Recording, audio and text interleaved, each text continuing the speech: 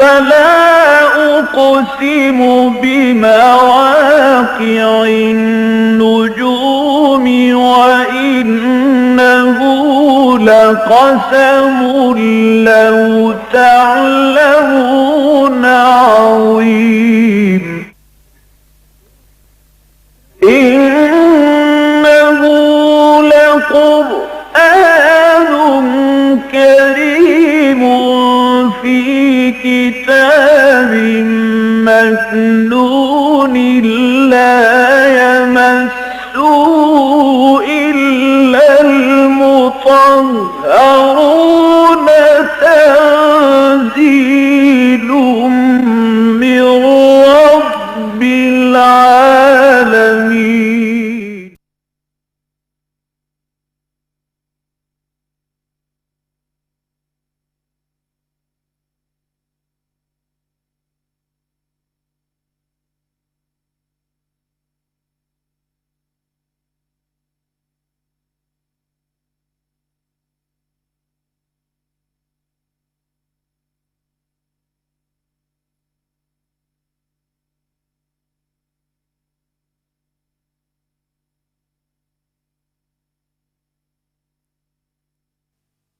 على رسوله الكريم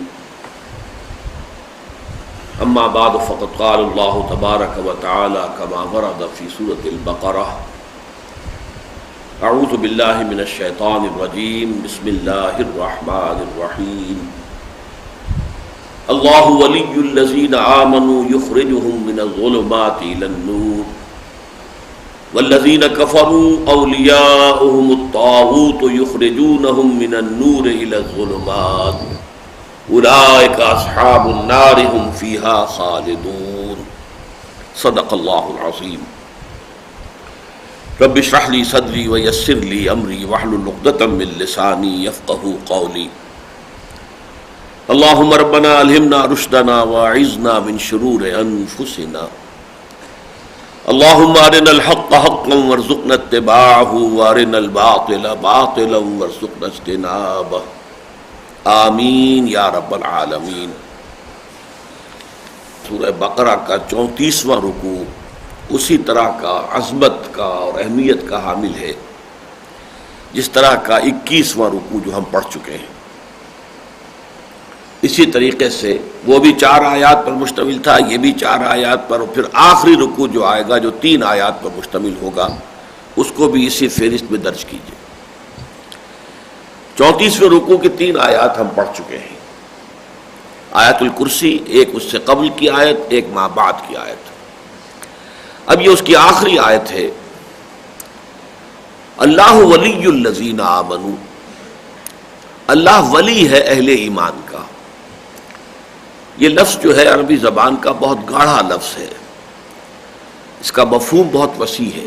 مددگار، حمایتی، پشت پناہ، یہ تمام کیفیات جمع کی جائیں تو لفظ ولی بنتا ہے.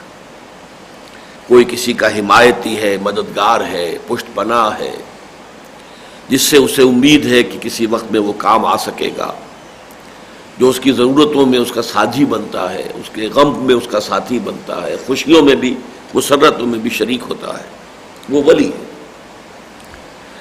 ذرا 2 لفظ جو آتے ہیں اسم کے اعتبار سے، ایبسٹریکٹ ناؤنز کے اعتبار سے، ایک ہے ولایت اور ایک ہے ولایت. ولایت والی سے بنا ہے، والی حاکم، والی مصر، والی دمشق، یعنی حاکم مصر یا حاکم دمشق. والی سے ولایا ہے، جیسے کہ ہنالک الولایۃ للہ الحق، سورہ کہف میں فرمایا بادشاہی، اختیار، حکومت تو صرف اللہ ہی کے لیے ہے جو ذات حق ہے سبحانہ و تعالی. ولی سے ولایت ہے، ولایت باہمی، باہمی دوستی، ایک دوسرے کے ساتھ یہ 2 طرفہ تعلق ہے جسے ولایت باہمی سے تعبیر کیا جاتا ہے. چنانچہ قرآن مجید میں یہ لفظ دونوں طرف آتا ہے. ایک طرف اللہ کے نیک بندے جو ہیں وہ اللہ کے ولی ہیں، ساتھی ہیں، مددگار ہیں، اس کے دین کا جھنڈا اٹھا کر رکھتے ہیں، اس کے پیغام کو عام کرتے ہیں، اس کے احکام پر چلتے ہیں، اسی سے امیدیں رکھتے ہیں.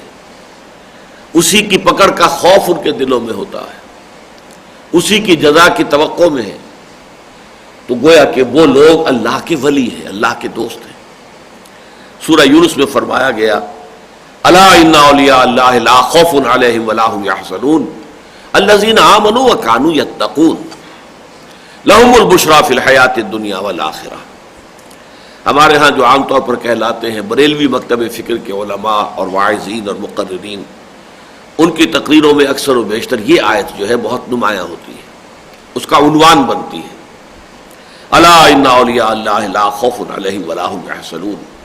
آگاہ ہو جاؤ کہ اللہ کے جو دوست ہوتے ہیں ان پر نہ کوئی خوف ہوتا ہے نہ حزن سے دو چار ہوتے ہیں۔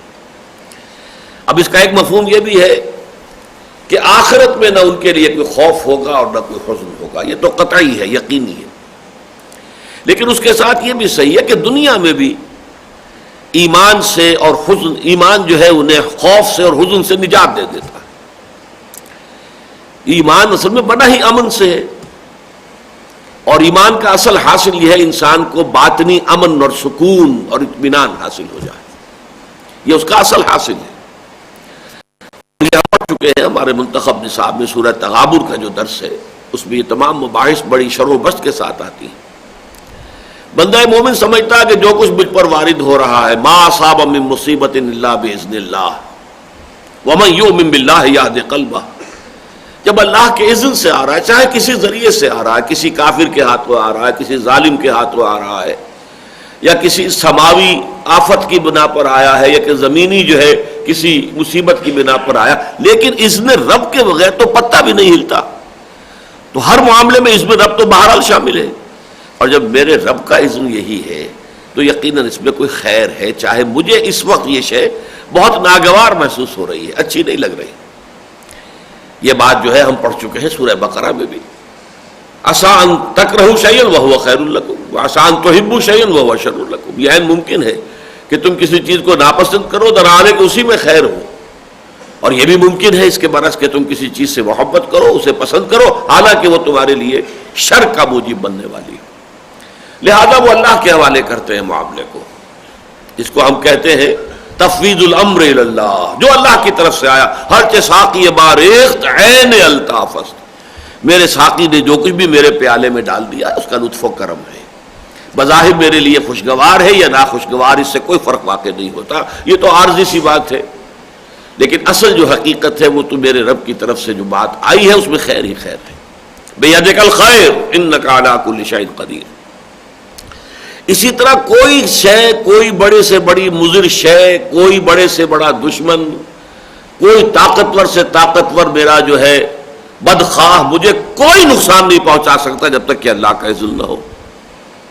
جب اللہ کا اذن ہوگا تو یقیناً اس میں کوئی خیر ہوگا، تو خوف کس بات کا رہا؟ پھر کسی میں طاقت ہی نہیں ہے کہ مجھے کوئی تکلیف پہنچا سکے، کسی کو اختیار ہی نہیں ہے کہ مجھے کوئی دکھ دے سکے، مجھے نقصان پہنچا سکے۔ لا حول ولا قوت الا باللہ، تو خوف بھی ختم۔ تو در حقیقت ایمان اصل میں اگر وہ واقعی ایمان ہے اور گہرائی میں اتر گیا ہے قلب کے گہرائیوں میں، تو یہ حزن اور خوف دونوں کا خاتمہ ہو جاتا ہے۔ یہ بالکل منطقی بات ہے، سمجھ میں آنے والی بات ہے۔ الا ان اولیاء اللہ لا خوف علیہم ولا هم يحزنون، اور اولیاء اللہ کون ہوتے ہیں؟ معاذ اللہ ان کے سروں پر کوئی سینگ نہیں ہوتے، کوئی علیحدہ سپیشیز نہیں ہے، کوئی علیحدہ نوع نہیں ہے، انسان ہی ہوتے ہیں۔ البتہ وہ انسان الذین آمنوا وکانوا یتقون، جو واقعتاً ایمان رکھتے ہیں اور تقوی کی روش اختیار کرتے ہیں۔ لہم البشریٰ فی الحیات الدنیا والآخرہ، ان کے لیے تو دنیا کی زندگی میں بھی بشارتیں ہی بشارتیں ہیں، اور آخرت میں بھی۔ جب ہر شے اللہ کی طرف سے آ رہی ہے اور ہر شے کی پشت پر یقیناً خیر ہے تو بشارت ہی بشارت ہے۔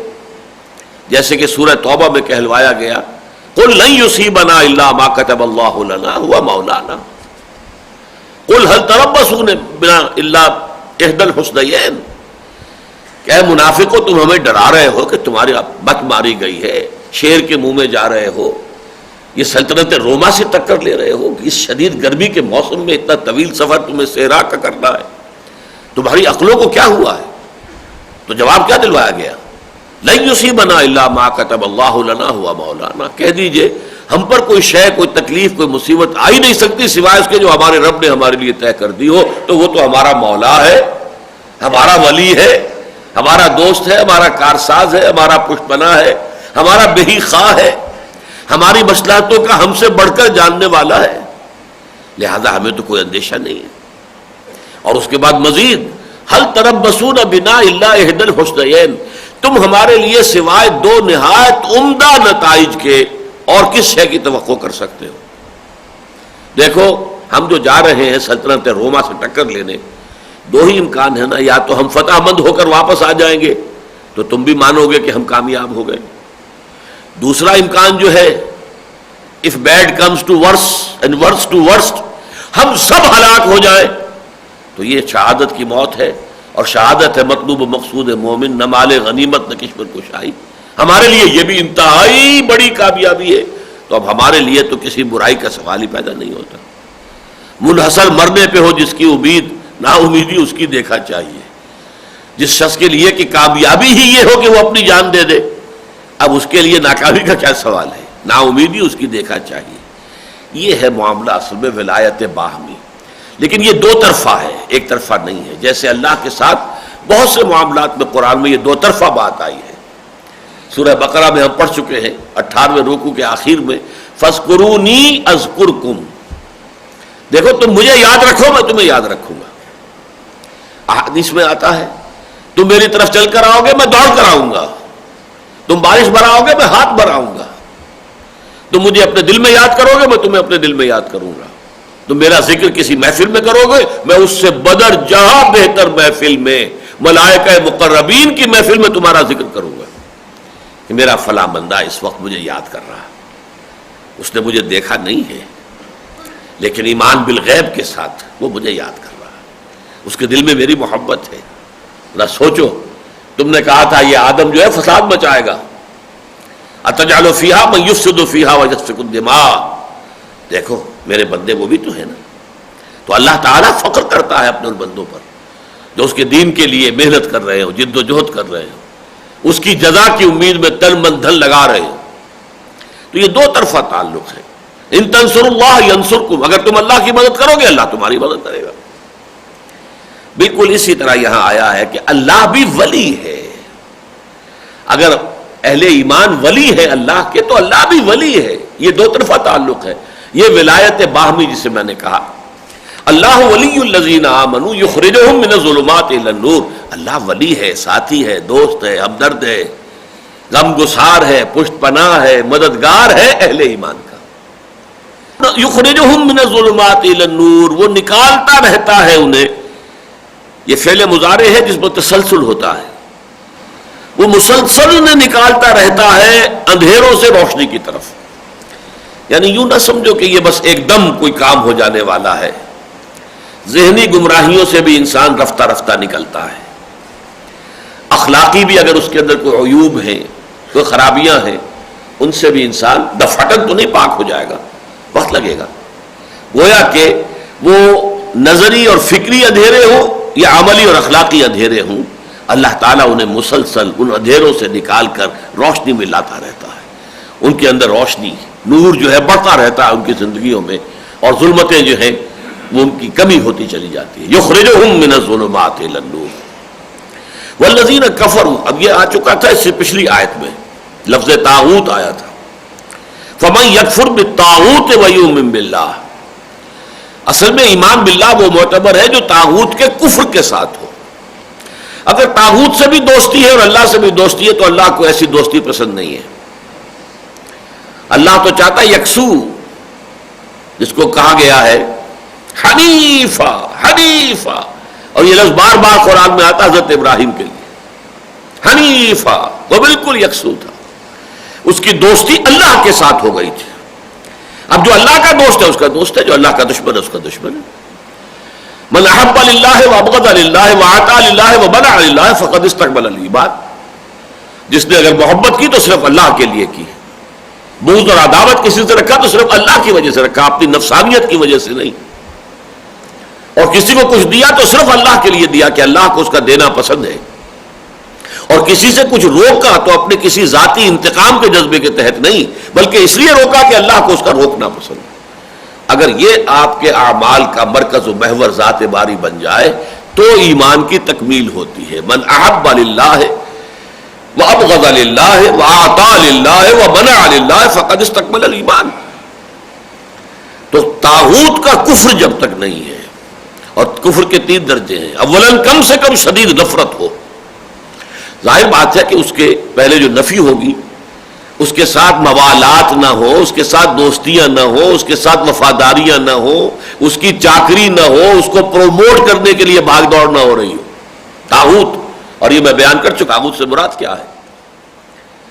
طغا سرکش ہو جانا، الا من طغا و بغا، بغاوت اور طغیانی. اب طغیانی دریا کی طغیانی ہے، دریا اپنی حدود میں بہہ رہا ہے تو ٹھیک ہے، بہت عمدہ بات ہے. اب اس کا سیلاب آیا، وہ اپنی حدود سے نکل گیا، اسے ہم طغیانی کہتے ہیں. کوئی شے اپنے حد کے اندر ہے تو وہ ٹھیک ہے، حد سے تجاوز کرے گی تو وہ طغیانی پر ہے. انسان کا مقام ہے عبدیت. وما خلقت الجن والانس الا لیعبدون. میں نے انسانوں اور جنوں کو نہیں پیدا کیا مگر صرف اس لیے کہ میری بندگی کریں. یہ مقام بندگی ہے. بقول شیخ سعدی، زندگی آمد برائے بندگی، زندگی بے بندگی شرمندگی.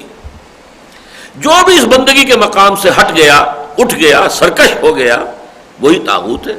وہ انسان بھی ہو سکتا ہے، وہ جنات بھی ہیں، وہ افراد بھی ہو سکتے ہیں، وہ ادارے بھی ہو سکتے ہیں. آج کا سب سے بڑا طاغوت انسانی حاکمیت پر مبنی نظام ہے.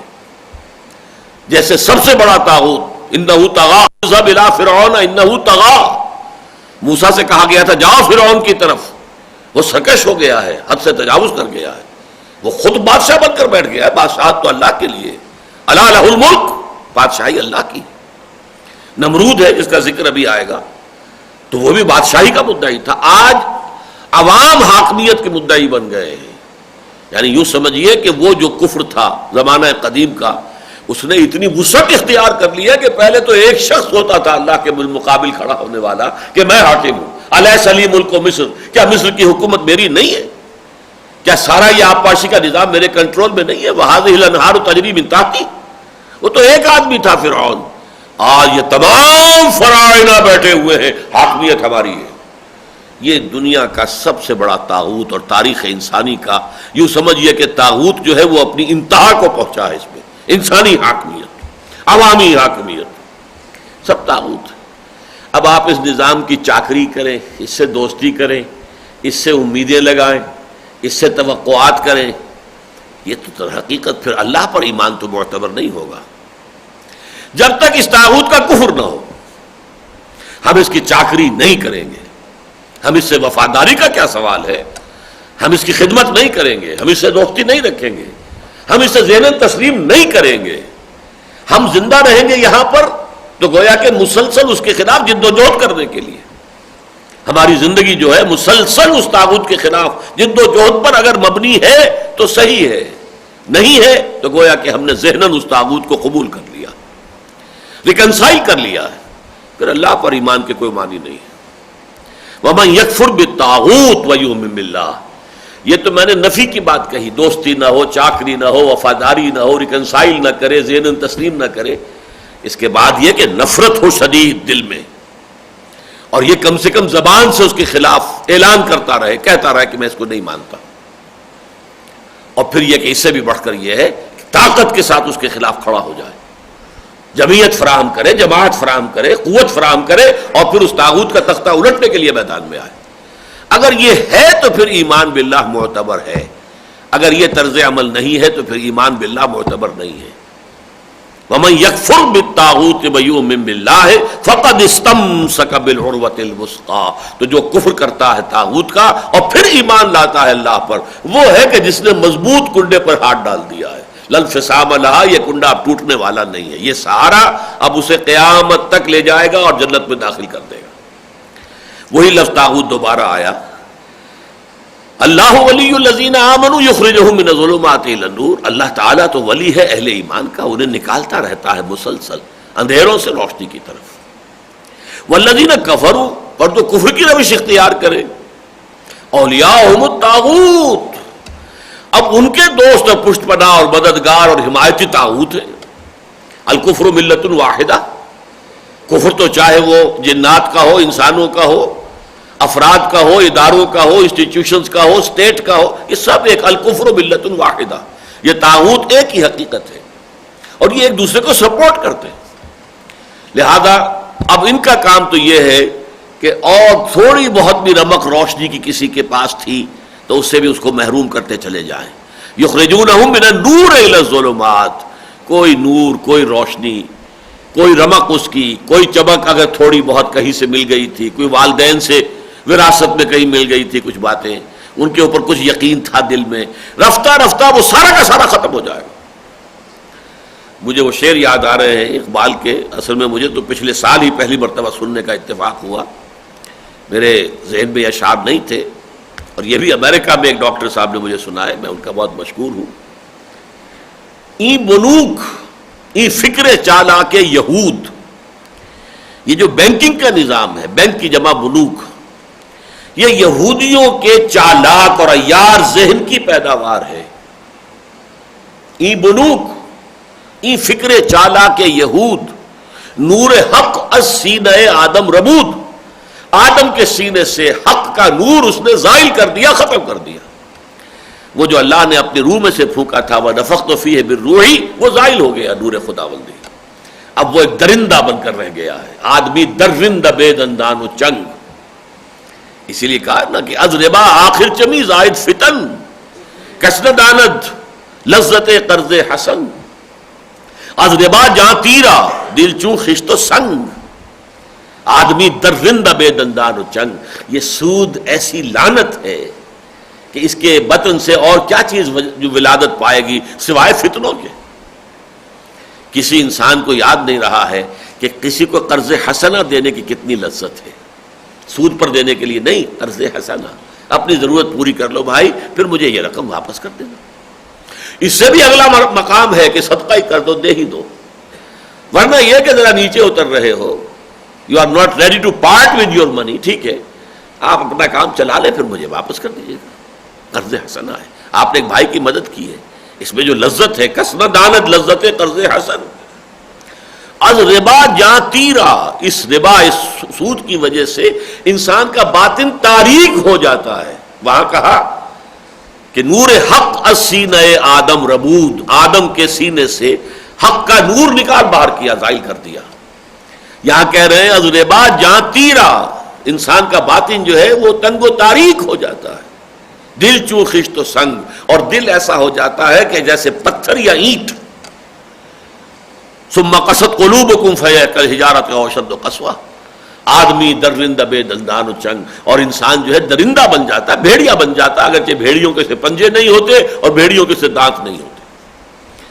بہرحال یہ یخرجونہم من النور الی الظلمات، جو بھی کچھ تھوڑی بہت نیکی بھلائی تھی، آخر کرسچینٹی کے زیر اثر یورپ میں کچھ نہ کچھ تو تھا نا، راہب بھی تھے، ذالک بأن فیہم قسیسین و رہبانا، قرآن بھی کہتا ہے کہ یہ لوگ جو ہیں ان میں بڑے درویش لوگ ہیں، راہب لوگ ہیں، خدا مست لوگ ہیں، تھے موجود۔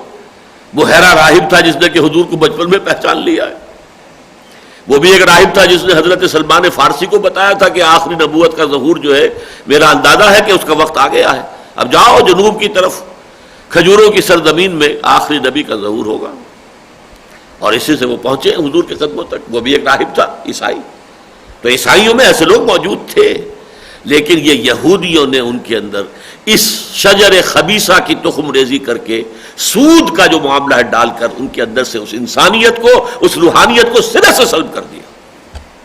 اور دوسرا ڈاکہ انہوں نے ڈالا ہے انسان کی عفت اور عصمت اور حیا پر اور شرم پر، بے شرم کر بے حیا باش اور ہرچے خائی کن، ایک دفعہ حیا کا پردہ اٹھا دو پھر جو چاہو کرو، بات ختم ہو جائے گی۔ وہ دونوں کام کیے ہیں یہودیوں نے یورپ کے ساتھ، ایسا بدلہ لیا ہے عیسائیوں سے۔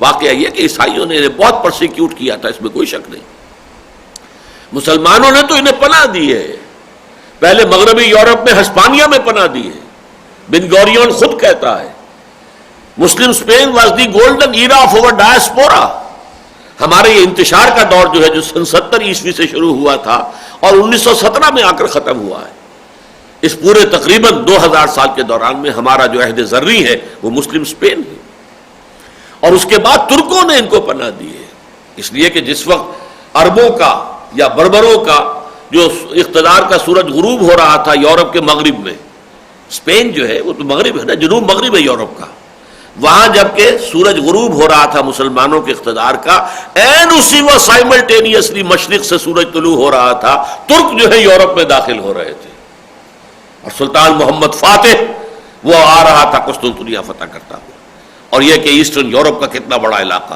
پھر وہاں انہیں پناہ ملی۔ لیکن عیسائیوں نے انہیں بمبوڑا ہے بری طریقے سے، اس کا انتقام انہوں نے لیا، اور آج یہ انتقام پوری نوع انسانی سے لے رہے ہیں۔ وہی بینکنگ کا نظام ورلڈ بینک اور IMF کے ذریعے سے، اور یہ سارا جو قاہرہ کانفرنس، بیجنگ +5 کانفرنس، اس کے ذریعے سے شرم اور حیا کا جو ہے پردہ بالکل چاک کر دیا جائے پوری نوع انسانی کا، یہ ان کے پیش نظر ہے، تاکہ انسان حیوان یا درندہ بن کر رہ جائے، بس اللہ اللہ خیر سر۔ وہ ورکر ہوگا، کام کرے، جیسے کہ آپ حیوان کو بہرحال چارہ ڈالتے ہیں، دودھ لینا ہے اس سے، یا گھوڑے کو تانگے میں جوتنا ہے تو کچھ نہ کچھ کھلانا پڑے گا، اس حد تک ان کو سسٹین کرنے کے لیے باقی ساری دنیا کی دولت سود کے ذریعے سے ہمارے پاس جمع ہوتی جائے گی۔ بہرحال یہ آیت مبارکہ بڑی اہم ہے۔ اللہ ولی الذین آمنوا اللہم ربنا اجعلنا منہم، اللہ تعالی ہمیں بھی ان میں شامل کرے جن کے بارے میں اللہ فرما رہا میں ان کا دوست ہوں، پشت پناہ ہوں، مددگار ہوں، حمایتی ہوں۔ اللہ ولی الذین آمنوا یخرجہم من الظلمات الی النور والذین کفروا اولیاءہم الطاغوت یخرجونہم من النور الی الظلمات اللہم ربنا لا تجعلنا منہم اولئک اصحاب النار ہم فیہا خالدون۔ یہ ہیں آگ کے لوگ، آگ والے، آگ میں رہنے والے، جس میں کہ وہ ہمیشہ ہمیشہ رہیں گے۔ اعاذنا اللہ من ھذا، اللہ تعالی ہمیں اس سے اپنی پناہ میں رکھے۔ اب دیکھیے جو اگلا رکوع ہے اس کی بھی 3 آیات ہیں، اس میں 3 واقعات کا تذکرہ ہے۔ اول و آخر یعنی پہلے اور تیسرے واقعے کا تعلق حضرت ابراہیم کی شخصیت سے ہے۔ پہلا واقعہ وہ ہے کہ حضرت ابراہیم علیہ السلام کا جو مناظرہ کہہ لیں، مجادلہ کہہ لیں، محاجہ کہہ لیں، جو کہ وقت کا جو وہاں کا فرعون تھا، جو نمرود اصل میں عراق کے بادشاہوں کا لقب تھا، فرعون مصر کے حکمرانوں کا لقب تھا۔ مختلف ممالک جیسے قیصر روم، تو قیصر در حقیقت رومیوں کا تھا، کسرا جو ہے وہ ایران کا بادشاہ، کوئی نام ہر وقت کا کسرا علیحدہ ہوگا، لیکن یہ کہ کسرا ان کا ایک لقب تھا، کسرا، قیصر، اسی طرح تبابع یہ ہوتے تھے یمن کے، تو اس مختلف ہے کہ جو یہ لقب ہوتے تھے۔ تو جو عراق کا بادشاہ ہوتا تھا وہ نمرود، اس کے ساتھ جو مناظرہ ہوا، محاجہ ہوا، اور یہ سمجھیے کہ حضرت ابراہیم کے اللہ تعالیٰ نے جو امتحانات لیے ہیں توحید کے، ان کے ضمن میں یہ بھی ایک بڑا اہم اور جاں گسل امتحان تھا۔ شہنشاہ وقت کے دربار میں پیشی، کس بے خوفی کے ساتھ اور کس جرت کے ساتھ، جرت بے باکانہ، میں رندانہ کا لفظ استعمال نہیں کر سکتا، محاورے کے طور پر تو آتا ہے جرت رندانہ، لیکن جرت بے باکانہ جو ہے۔ اور جو آخری واقعہ حضرت ابراہیم کا، وہ ان کی داخلی ایمانی کیفیت کے ضمن میں اللہ کے ساتھ ایک معاملہ۔ اب یہی انسانی شخصیت کے 2 رخ ہیں، ایک آپ کا اللہ پر کتنا ایمان ہے، کتنا توکل ہے، کتنا اس کی رضا پر آپ راضی ہیں، یہ آپ کی باطنی کیفیت ہے۔ دین کا لب لباب تو یہ ہے، اصل میں اصل جڑ بنیاد اس کی اساس وہ یہ ہے۔ جتنا جتنا ایمان گہرا ہوتا جائے گا اتنا ہی تفویض الامر الی اللہ، توکل علی اللہ، راضی برضائے خداوندی، یہ کیفیت بڑھتی چلی جائے گی۔ اور دوسری طرف عمل میں عمل صالح کے ساتھ ساتھ حق کا اعلان اور بڑے سے بڑے خطرے کے مقابلے میں کھڑے ہو جانا اور وہاں پہ حق کی بات کہنا، جیسے کہ حضور نے فرمایا کہ افضل الجہاد کلمۃ حق عند سلطان جائر، کوئی شہنشاہ ہو، بادشاہ ہو، ظالم، خوخار، اور اس کے سامنے کھڑے ہو کر کوئی اللہ کا بندہ کلمہ حق کہے جرت کے ساتھ، یہ بہت بڑا جہاد ہے۔ تو حضرت ابراہیم کی زندگی کے یہ 2 پہلو اس رکوع میں آ رہے ہیں، اور درمیان میں واقعہ آ رہا ہے حضرت عزیر علیہ السلام کا۔ الم تر الی الذی حاج ابراہیم فی ربہ ان آتاہ اللہ الملک۔ یہ نوٹ کر لیجئے، اب حضرت ابراہیم علیہ السلام اصل میں عراقی تھے۔ یہ کیلڈیا یہ کہلاتی ہے مملکت، یہ آج کا عراق، اور بیبیلونیا بھی کہلاتا ہے، یہ اس لیے کہ اس کا صدر مقام بابل تھا۔ تو یہ ایک ملک ہے، اور اس کے بادشاہ ہوتے تھے نمرود۔ تو یہ نمرود وقت جو تھا، بادشاہ وقت حضرت ابراہیم کے زمانے کا، اس کے ساتھ ان کا یہ محاجہ ہوا ہے۔ کیا تم نے غور کیا اس شخص کی کیفیت پر جس نے محاجہ کیا تھا؟ محاجہ حجت سے، محاججہ مفاعلہ، محاجہ بن گیا، محاججہ ہے، یہ دو جیم جمع ہو گئے، حجت، تو حجت میں جیم جو ہے دو ہے، یعنی تشدید کے ساتھ آتے ہیں، تو محاجہ۔ الم تر الی الذی حاج ابراہیم فی ربہ، کیا تم نے غور نہیں کیا اس شخص پر جس نے کہ حجت بازی کی تھی ابراہیم سے؟ یہ ہمارے الفاظ آتے ہیں مناظرہ، مجادلہ، اور یہ محاجہ، محاججہ ہے۔ اس کے رب کے بارے میں حضرت ابراہیم نے کہا تھا میں تو صرف اس کو مانتا ہوں، انی وجہت وجہی للذی فطر السماوات والارض حنیفا وما انا من المشرکین، میرا ایمان تو اس پر ہے کہ جس نے آسمان اور زمین پیدا کیے ہیں، اور میں اس کے ساتھ کسی کو شریک کرنے کے لیے تیار نہیں، نہ کسی دیوی کو، نہ دیوتا کو، نہ سورج کو، نہ چاند کو، نہ کسی ستارے کو، نہ کسی بادشاہ کو، کسی کو ماننے کو تیار نہیں۔ لا الہ الا اللہ، ہر طاغوت سے انکار۔ ان آتاہ اللہ الملک، اور یہ سارا محاجہ وہ کر رہا تھا اس وجہ سے کہ اللہ نے اسے بادشاہی دے رکھی تھی، یعنی اس کے اندر گھمنڈ پیدا جو ہوا ہے اور غرور پیدا ہوا ہے، اور وہ محاجہ کر رہا ہے اللہ کے ایک بندے سے، اللہ کے ایک نبی اور رسول سے، حضرت ابراہیم سے، تو اس کے تکبر کی بنیاد کیا تھی کہ اللہ نے اسے حکومت دے رکھی تھی۔ اذ قال ابراہیم ربی الذی یحیی و یمیت، اب یہ جو محاجہ ہو رہا ہے تو حضرت ابراہیم علیہ السلام کہتے ہیں میں تو اس رب کو مانتا ہوں، ربی الذی یحیی و یمیت، جو زندہ رکھتا ہے اور مارتا ہے، جس کے ہاتھ میں قبضہ قدرت میں حیات انسانی ہے۔ اب حضرت ابراہیم نے تو جس انداز میں یہ بات کہی تھی، ایک عمومی انداز میں، اس نے وہ کٹ حجتی کے لیے یہ کیا، انا احیی و امیت، قال انا احیی و امیت، میں بھی زندہ بھی رکھ سکتا ہوں، مار بھی سکتا ہوں۔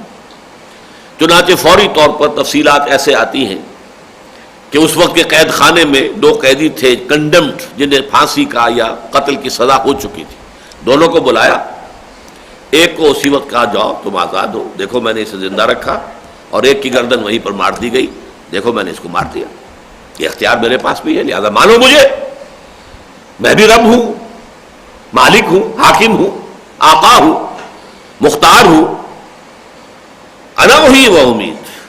اب حضرت ابراہیم نے دیکھ لیا کہ یہ کٹ حجتی پر آمادہ ہو گیا ہے، تو اسے کہتے ہیں پھر مناظرہ میں یا مجادلہ میں پھر ایسی بات کہنا کہ جو چپ کرا دے دوسرے کو۔ اس کے لیے حضرت ابراہیم نے جو پھر آخری بات کہی، قال ابراہیم فإن اللہ یأتی بالشمس من المشرق فأت بہا من المغرب، حضرت ابراہیم نے فرمایا کہ دیکھو میرا رب تو وہ ہے جو سورج کو مشرق سے نکالتا ہے، تو اگر تمہارے پاس اختیار ہے تو اسے مغرب سے نکال کے دکھا دو۔ فبہت الذی کفر، مبہوت ہو کر رہ گیا، یعنی جس کو ہم کہتے ہیں کہ بغلے جھانکنے لگا وہ کافر۔ اب اس کا جواب کیا دے؟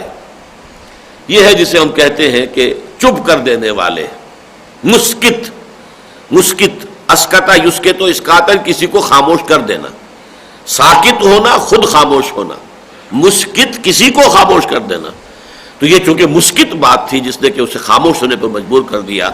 فبہت الذی کفر، مبہوت ہو کر، ششدر ہو کر، حیران ہو کر رہ گیا، چپ ہو گیا، اس کے پاس کوئی جواب نہیں تھا۔ واللہ لا یہدی القوم الظالمین، اور اللہ ایسے ظالموں کو ہدایت نہیں دیتا، یعنی اللہ زبردستی ہدایت نہیں دیتا۔ اس نے یہ کائنات بنائی ہے، انسان کو پیدا کیا ہے، اسے اختیار دیا ہے، عقل دی ہے، غور و فکر سے کام لے اور صحیح راستے پر خود آئے۔ طالب حقیقت ہوگا، طالب حق ہوگا، طالب ہدایت ہوگا، ہم ہدایت کے راستے کھول دیں گے، اگر نہیں ہے تو زبردستی کسی کو ہدایت پر نہیں لائیں گے۔ واللہ لا یہدی القوم الظالمین، اللہ ایسے ظالموں کو زبردستی ہدایت نہیں دیتا۔ اب یہ دوسرا واقعہ آ رہا ہے حضرت عزیر علیہ السلام کا۔ اس کے لیے ذرا تھوڑی سی تاریخ، چونکہ میں نے جب طالوت اور جالوت کا واقعہ بیان کیا تھا، حضرت داؤد علیہ السلام جس کے نتیجے میں منظر عام پر آئے، تو میں نے کچھ تاریخ کا نقشہ آپ کو دے دیا تھا کہ حضرت موسیٰ علیہ السلام تقریباً 1400 قبل مسیح میں تھے، پھر انہیں تورات ملی، اس کے بعد جو حکم ہوا تھا کہ اب جنگ کرو اے اسرائیلیوں، جو فلسطین میں آباد مشرق قومیں تھیں اس وقت جا کر جنگ کرو، اور اپنا یہ ملک جو ہے ان سے آزاد کرا لو. انہوں نے کوڑا جواب دے دیا. 40 برس کی سزا مسلط ہو گئی. فَإِنَّهَا مُحَرَّمَةٌ عَلَيْهِمْ 40 سَنَةً يَتِيهُونَ فِي الْأَرْضِ. ان 40 سالوں کے دوران حضرت موسیٰ کا انتقال ہو گیا, حضرت ہارون کا انتقال ہو گیا. وہ سب لوگ جو مصر سے نکلے تھے, جو غلامی کا داغ جو ہے جن کو لگ چکا تھا, وہ سب مر گئے. اور نئے بچے جو پیدا ہوئے اب اس 40 سال کے دوران میں, وہ جوان ہو کر ایک نئی نسل وجود میں آ گئی. انہوں نے پھر جہاد کیا. حضرت یوشع ابن نون جو حضرت موسیٰ کے خلیفہ تھے, ان کی عمارت میں فلسطین فتح کر لیا. بڑی غلطی یہ کی کہ کوئی ایک مرکزی حکومت قائم نہیں کی, بلکہ 12 ریاستیں, 12 قبیلے تھے, 12 ریاستیں بنا کے بیٹھ گئے. اور آپس میں لڑنا جھگڑنا, ظاہر بات ہے برتن جہاں ہوں گے کھڑکیں گے, مرکزی حکومت کوئی ہے نہیں تو آپس کے اختلافات ہوں گے. اور اس کے نتیجے میں آس پاس کے جو مشرک قومیں تھیں ان کو موقع ملتا تھا, کبھی اس کی مدد کر دی اس کے خلاف, کبھی اس کی مدد کر دی اس کے خلاف. اس کے نتیجے میں وہ طوائف الملوک کی جو ہے بالآخر اس انتہا کو پہنچ گئی کہ یہ سب کے سب فلسطین سے نکال دیے گئے, ان کے بچے غلام بنا لیے گئے. تب ہوش آئی, وقت کے نبی سے کہا کہ اب ہمیں لیے ایک سپہ سالار بادشاہ معین کر دیجئے, ہم جہاد کریں گے. بہرحال پھر وہ جہاد ہوا.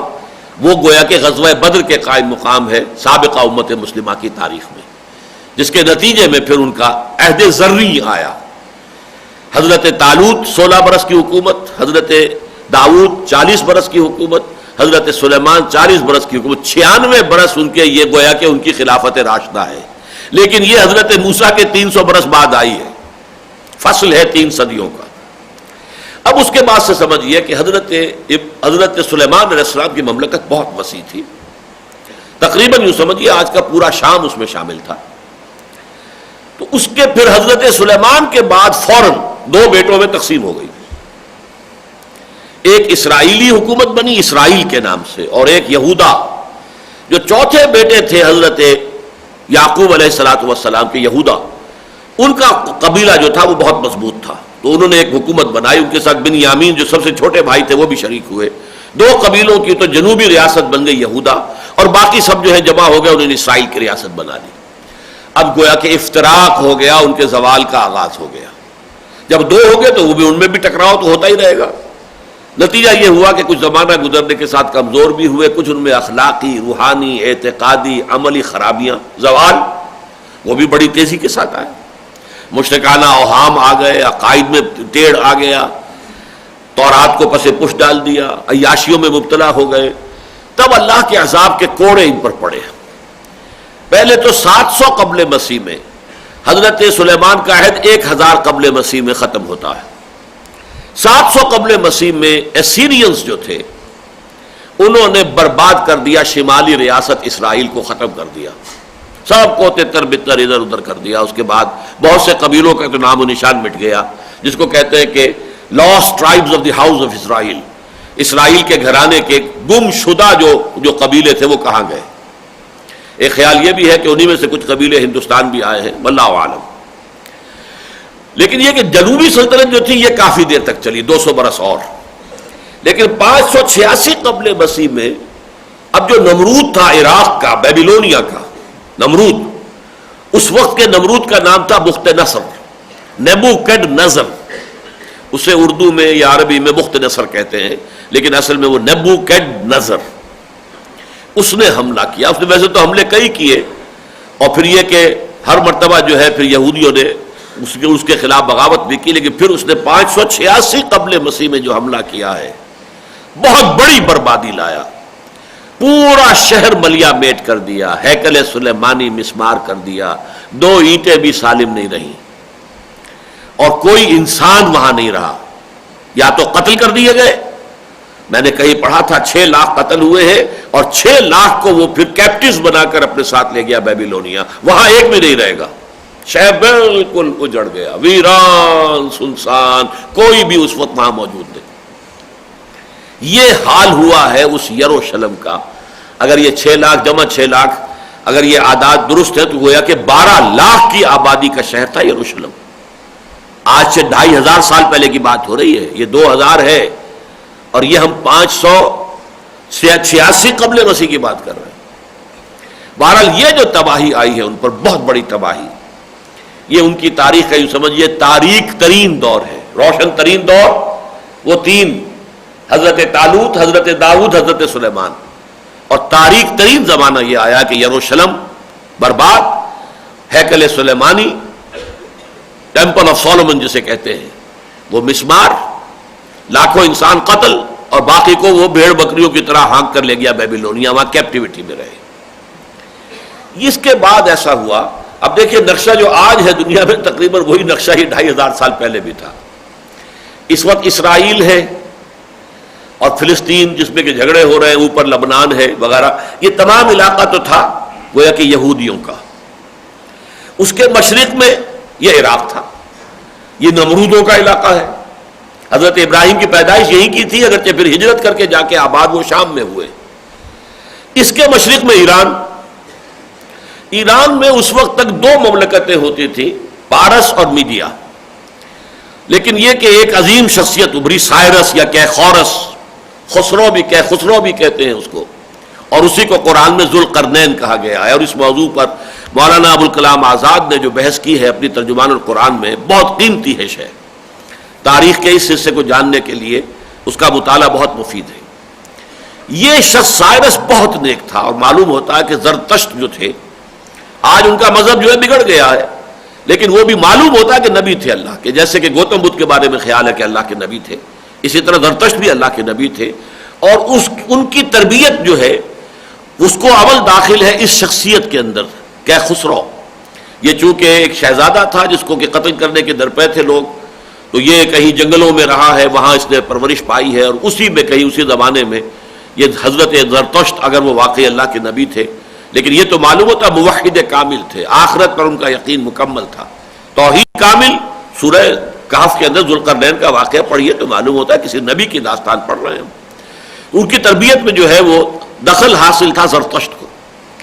اس نے اب حملہ کیا بیبیلونیا پر، اس لیے کہ نبوکدنضر کے جو پھر بعد میں ناخلف آئے اولاد وہ بڑے ظالم تھے، تو بیبیلونیا کے لوگوں نے خود جو ہے فریاد کر کے اور ایران کے بادشاہ سائرس سے یا کیخسرو سے کہا کہ ہمیں اس سے ظلم سے نجات دلائی جائے۔ پھر اس نے حملہ کیا اور فتح کیا عراق کو، اور پھر اس نے حکم دے دیا، اجازت دے دی، جو بنی اسرائیلی وہاں پر تھے لاکھوں کی تعداد میں آباد ہو گئے تھے، کہ وہ یہاں رہے۔ اب یہاں سے واپس جا کر انہیں اجازت ہے کہ وہ جائیں، اپنے ملک میں واپس چلے جائیں، اپنا شہر یروشلم دوبارہ آباد کر لیں، اپنا ہیکل جو مسمار کر دیا تھا نبوکدنضر نے اسے دوبارہ تعمیر کر لیں۔ تو پھر یہ وہاں سے آئے ہیں تھوڑے تھوڑے کر کے، ایک دم نہیں آئے۔ اس تو ایک تو جبریہ تو لے گیا تھا نبوکدنضر، وہ تو سب کو ایک دم لے گیا تھا، لیکن اب یہ کہ آدمی کو جب اپنی مرضی سے سفر کرنا ہو تو سفر اچھا تو نہیں لگتا کسی کو بھی، اور اس زمانے کا سفر تو تھوڑے تھوڑے کر کے یہ لوگ آتے چلے گئے۔ لیکن یہ کہ اس میں پھر آخر میں ایک شخصیت آئی ہے 456 قبل مسیح میں، گویا کہ 130 برس بعد حضرت عزیر علیہ السلام کے ساتھ تقریباً 1500 یہودیوں کا ایک قافلہ آیا ہے یروشلم میں، اور پھر یہاں پر تورات جو گم ہو گئی تھی، اس لیے کہ جب ہیکل سلیمانی جو ہے نبوکدنضر نے مسمار کیا ہے، اس کے بعد سے وہ تورات گم ہو گئی۔ یہودیوں کا کہنا یہ کہ وہ اب بھی موجود ہے۔ اس وقت ہیکل کے تہخانوں میں وہ رکھا ہوا تھا تابوت سکینہ، جس میں وہ تختیاں بھی ہیں، تورات کا نسخہ بھی ہے، وہ پتھر کی سلیں بھی ہیں جن پر تورات کندہ تھی جو احکام عشرہ تھے، اور حضرت موسیٰ کا عصا بھی ہے، وہ اس کا بھی ذکر جو ہے طالوت اور جالوت کے معاملے میں آیا تھا۔ سکینہ، تابوت السکینہ، وہ تابوت جو کہ اس زمانے میں ایک علامت کے طور پر اللہ نے واپس پہنچایا، جسے کہ انہوں نے فلسطینیوں نے چھین لیا تھا اسرائیلیوں سے۔ وہ کہتے ہیں کہ اب بھی وہ موجود ہے، اس لیے کہ جس وقت اس نے گرایا ہے نبوکدنضر نے ہیکل سلیمانی کو، تو پھر وہ سب لوگ دب گئے ہیں نیچے، اور سرنگوں کے اندر تھے، تہخانوں میں تھے، وہاں اب بھی موجود ہیں ان کے رہبائز کہ جو اس کے ہر وقت موجود رہتے تھے۔ وہ ایک تابوت رکھا ہوا ہے اور اس کے ارد گرد لوگ ہمیشہ بیٹھے رہتے تھے، ان کے علماء، تو بہت سے ان کے علماء وہ وہیں پر ختم ہوئے، مر گئے، اور تابوت بھی وہیں ہے، لیکن دونوں طرف سے راستے بند ہو گئے تہخانے کے، اور وہ وہیں پر جو ہے فوت ہو گئے۔ ان کا کہنا یہ کہ اب بھی ہے، لیکن ظاہر بات ہے کہ عملی اعتبار سے تورات گم ہو گئی۔ لیکن حضرت عزیر جو ہے یہ تورات کے حافظ تھے، جب یہ واپس آئے ہیں تو انہوں نے پھر حافظے سے دوبارہ تورات مرتب کروائی ہے۔ یہ ہے گویا کہ تاریخ۔ اب یہ جو 136 برس کا وقفہ ہے، اس میں ہوا کیا ہے حضرت عزیر کے ساتھ؟ حضرت عزیر معلوم ہوتا ہے یہ حضرت ہارون کی نسل میں سے تھے اور نبی تھے، وہ تو ظاہر بات ہے کہ جیسے ایک طرف یہ نماردہ چل رہے ہیں، ایک طرف فرائضہ چل رہے ہیں، بیچ میں جو سلطنت اسرائیل تھی اس میں نبوت کا سلسلہ جاری ہے. تو حضرت حزقیل نبی اور دانیال نبی یہ کیخسرو کے ہم عصر ہیں. پھر کیخسرو کا جو آیا، جو اس کا بیٹا اور پھر اس کے بعد ایک اس کا امزاد جو ہے داریوس، اس کے زمانے میں بھی دانیال، حجی نبی، زکریا نبی، یہ مختلف نبی جو ہے وہ آتے چلے جا رہے ہیں. تو حضرت عزیر بھی اللہ کے نبی تھے. معلوم ایسا ہوتا ہے کہ جب یہ بیت المقدس مسمار کیا گیا ہے اور ہیکل سلیمانی مسمار کیا، یہ کہیں باہر تھے، چنانچہ اس تباہی سے یہ خود تو بچ گئے، لیکن جب واپس آئے تو جو منظر انہوں نے دیکھا کہ پورا یروشلم ویران، تباہ برباد، ساری عمارتیں گری ہوئی اور کوئی ایک متنفس زندہ نہیں، تو ان پر ایک شدید مایوسی کی کیفیت طاری ہوئی. انہوں نے کہا انا یحیی ھذہ اللہ بعد موتھا، اس شہر کو، اس بستی کو اس طرح کی تباہی و بربادی کے بعد اللہ کیسے دوبارہ آباد کرے گا. اس پر اللہ نے انہیں 100 سال کے لیے ان پر موت وارد کر دی، پھر انہیں اٹھایا. تو گویا کہ 136 سالوں میں سے 100 سال حضرت عزیر کے وہ گزر گئے اس حالت میں کہ وہ مردہ تھے، ان کی زندگی، ان کے عمر میں ان کا اضافہ نہیں ہوا. وہ جب دوبارہ زندہ ہوئے تو اسی حال میں جس میں کہ وہ 100 برس پہلے تھے. اب وہ گئے وہاں جہاں پر بیبیلونیا میں یہ سب کے سب ابھی آباد تھے، وہاں جا کر انہوں نے توبہ کی منادی کی، لوگوں کی اصلاح کی دعوت بلند کی، لوگوں اللہ کی طرف رجوع کرو، لوگوں اللہ کی جناب میں توبہ کرو. اور پھر یہ ہے کہ لے کر واپس آئے ہیں، اور پھر انہوں نے آ کر ان کی قیادت میں دوبارہ جو ہے پھر ہیکل سلیمانی تعمیر ہوا، اور تورات بھی یادداشت سے دوبارہ مرتب کر کے لکھی گئی. یہ ہے واقعہ، تاریخی پس منظر یہ ہے اس کا، جس میں فرمایا او کالذی مر علی قریۃ، یا اس شخص کے مانند، یعنی یہ حالات جو ہے عجیب و غریب واقعات دنیا میں ہوتے رہے ہیں. ذرا اس شخص کے معاملے پر غور کرو جس کا گزر ہوا ایک بستی پر، قریہ یروشلم. قریہ کہتے ہیں وہ جگہ جہاں بہت سے لوگ جمع ہو جائیں، قرآن آیات الہیہ کو جمع کرنے والی شے، تو قریہ. فرمایا کہ او کالذی مر علی قریۃ، ان کا گزر ہوا ایک بستی پر، وہی خاویۃ علی عروشہا، وہ بستی اپنی چھتوں کے اوپر اوندھی ہوئی تھی. جب کوئی مکان گرتا ہے تو عام حالت میں تو چھت اوپر ہے، دیواریں جو ہے وہ جو ہے سائڈ پر ہے، نیچے فرش ہے، لیکن پھر کیا ہوتا ہے کہ چھت نیچے آ گئی، دیواریں اس کے اوپر آئی. اس طریقے سے گویا کہ وہ پوری کی پوری بستی ہی خاویۃ علی عروشہا، وہ پوری بستی گری پڑی ہوئی تھی اپنی چھتوں پر. قال انا یحیی ھذہ اللہ بعد موتھا، تو ان پر جو افسردگی طاری ہوئی، جو رنج اور غم کی کیفیت طاری ہوئی، اس نے ایک مایوسی کی شکل اختیار کر لی. اس مایوسی کے عالم میں انہوں نے کہا اب یہ شہر کیسے دوبارہ آباد ہو سکتا ہے، کیسے ممکن ہے کہ اللہ اس شہر کو دوبارہ زندہ کر دے اس کی موت کے بعد؟ یہ تو مر گیا، شہر ختم ہو گیا، برباد ہو گیا. انا یحیی ھذہ اللہ بعد موتھا، کیسے اللہ اس کو دوبارہ زندہ کرے گا اس کے مر جانے کے بعد؟ فاماتہ اللہ 100 عام، تو اللہ تعالیٰ نے اس پر موت طاری کر دی 100 سال کے لیے. اب یہ ذرا نوٹ کر دیجئے، اس سے پہلے بھی میں کئی دفعہ بیان کر چکا ہوں کہ اس قسم کے حالات و واقعات جو ابھی نوع انسانی کا عہد طفولیت تھا، تو خرق عادت واقعات اور حالات یہ بے شمار ہوتے تھے. جیسے ہمیں معلوم ہے کہ یہود کے ہاں یہ معاملہ تھا کہ ابتدا میں جب قربانی ہوتی تھی تو آسمان سے جو ہے وہ ایک شعلہ اتر کر اس کو بھسم کر دیتا تھا، اور یہ علامت تھی اس بات کی کہ اللہ نے قربانی قبول کر لی. حابیل اور قابیل کے واقعے میں اسی کا ذکر آتا ہے. ایک کی قربانی قبول کر لی اللہ نے، ایک کی نظر پیش جو کی تھی وہ قبول نہیں کی. اس پر وہ بڑا بھائی غصے کے اندر آیا ہے قابیل کہ میں تجھے قتل کر دوں گا، لاقتلنک. وہ حسد کے مارے، بغض کے مارے اس میں وہ کر گزرا، قتل کر دیا اسے. تو یہ جو ایک شکلیں ہوتی تھی اور جس طرح کے کہ معجزات دکھائے جاتے تھے، حضور کے زمانے تک آتے آتے نوع انسانی ذہنی طور پر اتنی بالغ ہو گئی تھی کہ اب یہ خرق عادت چیزیں جو ہے، کچھ واقعات ہیں کرامات کے درجے کے. معجزہ کہتے ہیں اسے جو اس دھڑلے کے ساتھ پیش کیا جائے کہ یہ ہے ثبوت میری رسالت کا، آؤ اور مقابلہ کر لو. جیسے حضرت موسیٰ نے کہا اور جادوگروں سے مقابلہ کیا، وہ ان کے مطالبے پر بھی ہوتا ہے. جیسے کہ حضرت صالح کی قوم نے کہا تھا کہ ابھی اس چٹان میں سے ایک گابن اونٹنی برآمد ہو جائے، اگر تمہارے کہنے سے تو ہم مان لیں گے تم اللہ کے رسول ہو۔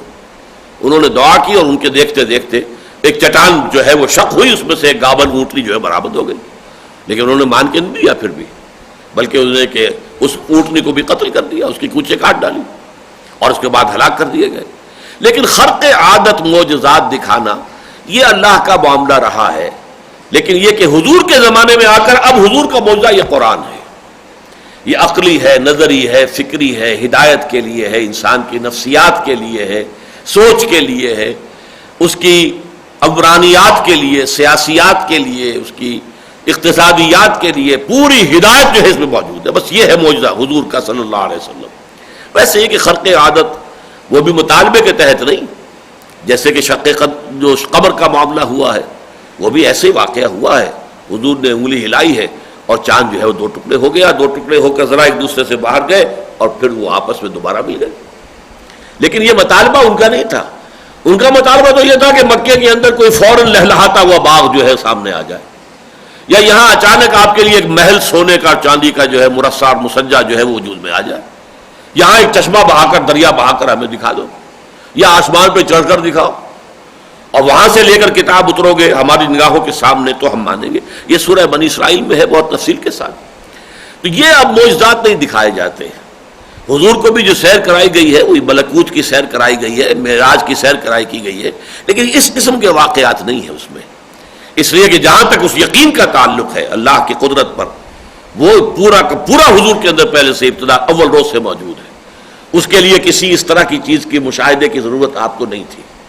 لیکن حضرت عزیر کی زبان سے الفاظ نکل گئے، انا یحیی ھذہ اللہ بعد موتھا، جیسے کہ حضور کی زبان مبارک سے غزوہ احد میں الفاظ نکل گئے تھے، کیف یہدی اللہ قوما خضبوا وجہ نبیہم بالدم، اللہ اس قوم کو کیسے ہدایت دے گا جس نے اپنے نبی کے چہرے کو خون سے رنگ دیا۔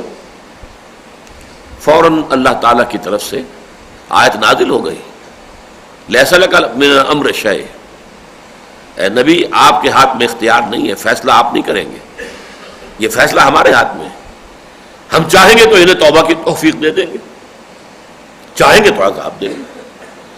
اور چنانچہ یہ اسی اعتبار سے بہت اہم بات ہے کہ جس شخص کی وجہ سے وہ چرکا لگا تھا، خالد ابن ولید، انہوں نے ہی دیکھا تھا کہ یہ درہ خالی ہو گیا ہے جہاں کے تیر انداز حضور نے 50 مقرر کیے تھے، اور اب موقع ہے، حالانکہ شکست ہو چکی تھی کفار مکہ کو، لیکن پھر انہوں نے جو ہے اپنے، چونکہ کیولری کے انچارج وہ تھے، کمانڈر تھے، رسالہ ان کے زیر کمان تھا، پہاڑ کا چکر کاٹ کر اس درے سے آ کر پیچھے سے حملہ کیا ہے اور فتح شکست میں بدل گئی، حضور زخمی ہوئے، 70 صحابہ شہید ہو گئے۔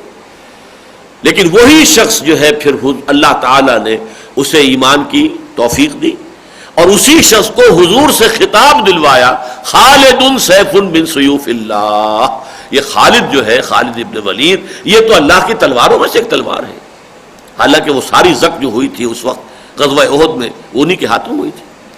اس اعتبار سے وہ کسی وقت خاص کیفیت میں ایسی بات زبان سے نکل جاتی ہے، ورنہ نبی کے لیے یہ بات ہم نہیں سمجھ سکتے کہ وہ یہ سمجھے کہ اللہ اس پر قادر نہیں ہے کہ اس شہر کو دوبارہ آباد کر دے، لیکن اس وقت شدت تعصف میں اور انتہائی یاس میں ان کی زبان سے الفاظ نکل گئے، انا یحیی ھذہ اللہ بعد موتھا، اس بستی کو اس طرح ختم اور برباد اور مر جانے کے بعد کیسے اللہ دوبارہ زندہ کرے گا۔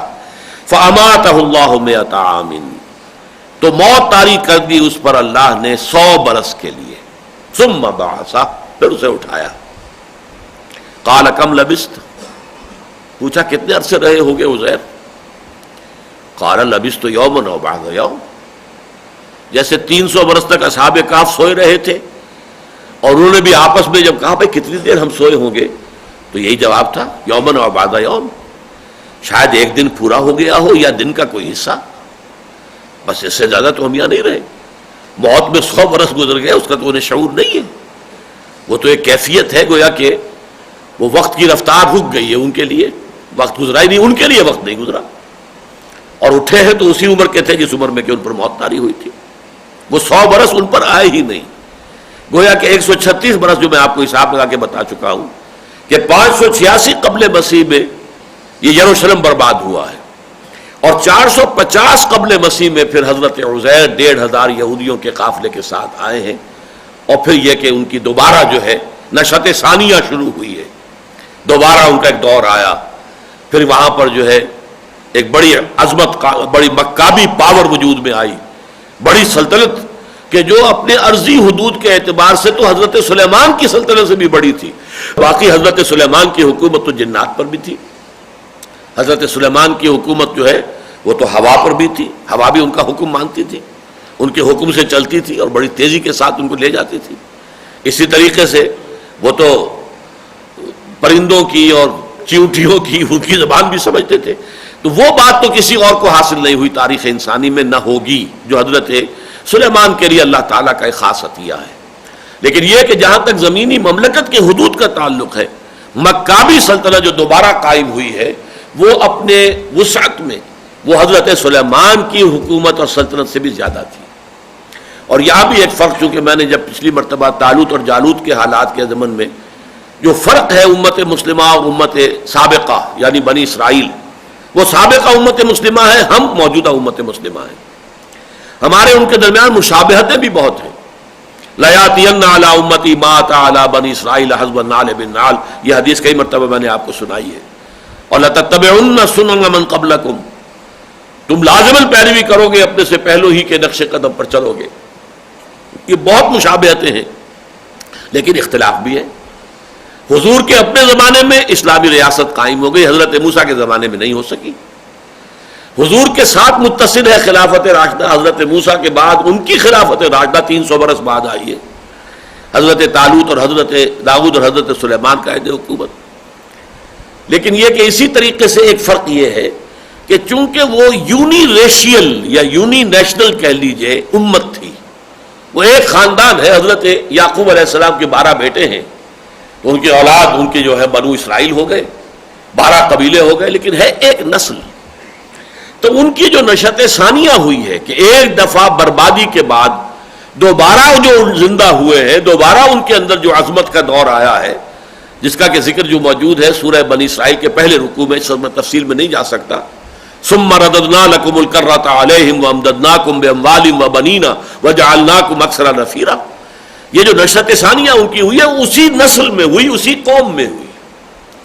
جبکہ امت محمد صلی اللہ علیہ وسلم نے جب یہ وقت آیا ہے تو نسل بدل گئی, اس لیے کہ حضور کی امت جو ہے یہ ملٹی ریشیل ملٹی نیشنل امت ہے. اس میں تو تمام دنیا کی ریسز اور تمام نیشنز قائم موجود ہیں. اگرچہ نیوکلیس کے درجے میں تو امیین ہیں, بنی اسماعیل وہ نیوکلیس ہیں, وہ اصل مرکز ہے اس امت کا. لیکن یہ کہ اس کے گرد جیسے کہ سٹرکچر آف دی ایٹم ہے کہ نیوکلیس درمیان میں ہے اور اس میں آپ کو معلوم ہے پروٹونز ہیں, اور پھر یہ کہ یہ الیکٹرانز جو ہیں اس کے گرد چکر لگا رہے ہیں, ہر ایک کا اپنا ایک دائرہ ہے, مدار ہے, اس میں چکر لگا رہا ہے. اسی طرح یہ نیوکلیس جو ہے امیین بنی اسماعیل اور ان کے تابع مشرکین عرب, یہ ہے اصل. پھر یہ کہ ایرانی آ گئے, شامی آ گئے, رومی آ گئے, بربر آ گئے, ادھر سے یہ کہ اور جو بھی ترک آ گئے, ہندی آ گئے, سندھی آ گئے, یہ سب جو ہے یہ مختلف نسلیں مختلف قومیں آتی چلی گئی. لہذا جب ہمارے ہاں یہ معاملہ آیا ہے, چونکہ تاریخ تو ہماری بالکل وہی ہے, خلافت راشدہ اور پھر پہلا دور عروج جس کا کلائمیکس ہے یوں سمجھیے کہ ہارون الرشید, امین الرشید, مامون الرشید کا جو زمانہ ہے رشیدوں کا, وہ سمجھیے کہ وہ کلائمیکس ہے. پھر زوال آیا 1258 عیسوی میں, سقوط بغداد اور اس کے نتیجے میں سلطنت بنی عباس کا خاتمہ, ایک زوال آ گیا.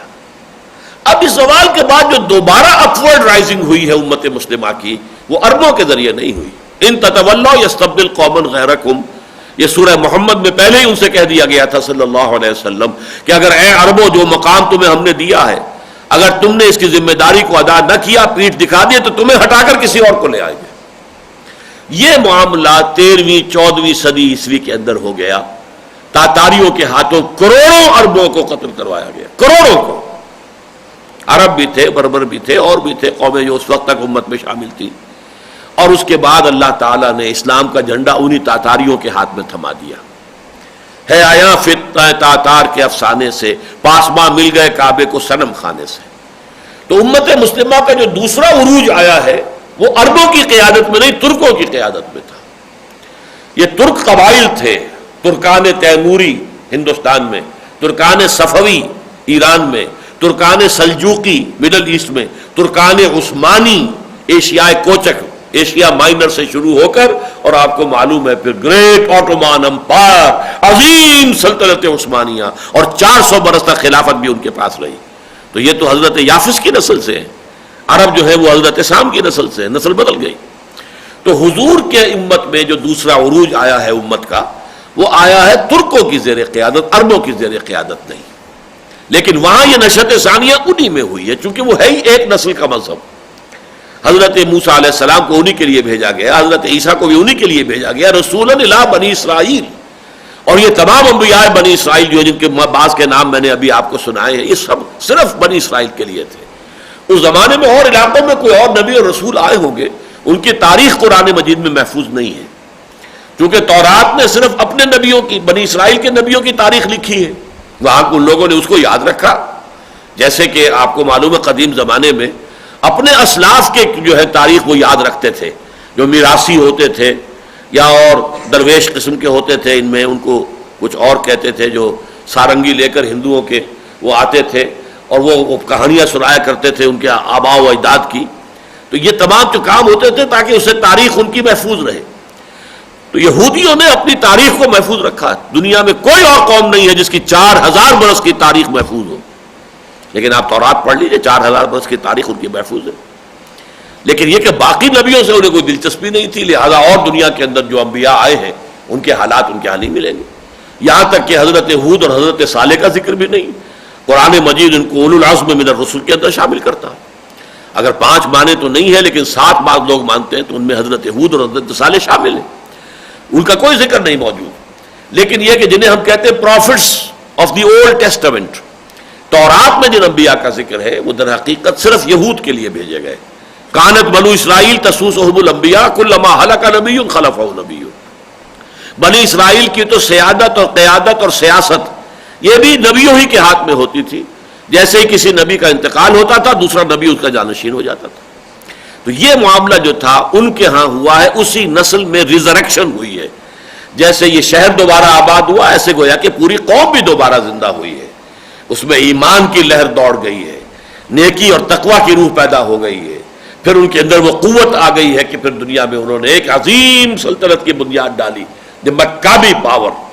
پھر وہ جب دوبارہ اس پر زوال آیا ہے، ہر کمال راہ زوال ہے، یہ تو ہوتا ہے، ہر انسان کو جوانی کے بعد بڑھاپے سے دوچار ہونا ہی ہونا ہے، وہ تو آئے گا۔ تو ایک عروج کے بعد پہلا زوال آیا تھا، پہلا عروج، اس کا کلائمیکس حضرت طالوت، حضرت داؤد، حضرت سلیمان قائد حکومت۔ پھر زوال کی انتہا 700 قبل مسیح میں سلطنت اسرائیل کا خاتمہ اور 586 میں سلطنت یہودا کا خاتمہ، یہ زوال کی انتہا ہے۔ اب ریکنسٹرکشن شروع ہوئی اور اس کی انتہا ہے مکابی سلطنت۔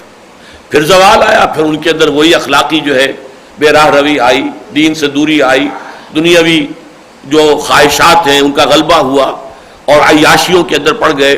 پھر ان کے اوپر جو جوتے پڑے ہیں، پہلے یونانیوں نے، سکندر اعظم نے انہیں جو ہے اپنے پاؤں تلے روندا، اور اس کے بعد اس کا جو تھا نائب سلیوسڈ امپائر کافی طویل عرصے تک قائم رہی اس علاقے میں، انہوں نے غلام بنایا انہیں۔